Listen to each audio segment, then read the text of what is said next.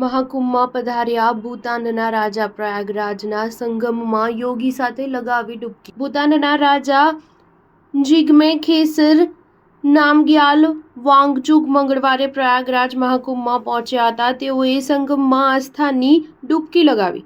આ દરમિયાન તેમની સાથે ઉત્તર પ્રદેશના મુખ્યમંત્રી યોગી આદિત્યનાથ પણ હતા। મુખ્યમંત્રી યોગીએ ખુદ ભૂતાન કિંગ સાથે ડૂબકી લગાવતી તસવીર સોશિયલ મીડિયા પર શેર કરી છે। તસવીરોમાં મુખ્યમંત્રી યોગી સાથે ભૂતાન કિંગ પણ સંપૂર્ણ રીતે ભગવા રંગમાં જોવા મળી રહ્યા છે। યોગી આદિત્યનાથે પ્રયાગરાજને તીર્થ સ્થળોનો રાજા જણાવતો એક સંસ્કૃત શ્લોક પણ સાથે લખ્યો છે।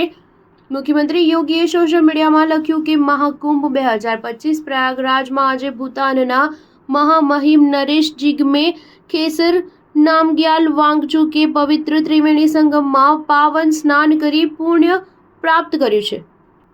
ભૂતાન કિંગે મા ગંગાની પૂજા અર્ચના કરી અને અક્ષય વટ અને સૂતા હનુમાનજીના દર્શન અને પૂજન પણ કર્યું। ત્યારબાદ તેઓએ પ્રયાગરાજમાં ડિજિટલ મહાકુંભ અનુભૂતિ કેન્દ્રનું ભ્રમણ કરી મહાકુંભના દિવ્ય ભવ્ય અને ડિજિટલ સ્વરૂપનું અવલોકન કર્યું।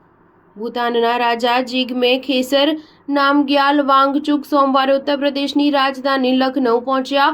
ચૌધરી ચરણસિંહ ઇન્ટરનેશનલ એરપોર્ટ પર યોગી આદિત્યનાથે વાંગચુકનું સ્વાગત કર્યું। અહીં કલાકારોએ ભૂતાન નરેશ માટે સાંસ્કૃતિક પ્રસ્તુતિ પણ કરી। લખનઉ સ્થિત રાજભવનમાં ભૂતાનના રાજાના સન્માનમાં એક રાત્રિ ભોજનનું પણ આયોજન કરવામાં આવ્યું, જેમાં ભૂતાનના પ્રતિનિધિમંડળ, ભારત સરકાર અને યુપી સરકારના પ્રમુખ અધિકારીઓ અને વિશેષ અતિથિઓએ ભાગ લીધો। સ્ટાર ન્યૂઝ 7 હંમેશા સચ્ચાઈની સાથે।